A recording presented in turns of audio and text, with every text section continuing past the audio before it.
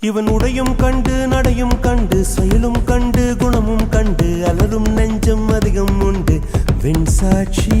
இவன் கர்வம் கண்டு கனிவும் கண்டு துணிவும் கண்டு துடிப்பும் கண்டு அடங்கும் பேர்கள் எங்கும் உண்டு மண் சாட்சி. என்னாச்சு ஏதாச்சு தோட்டாக்கள்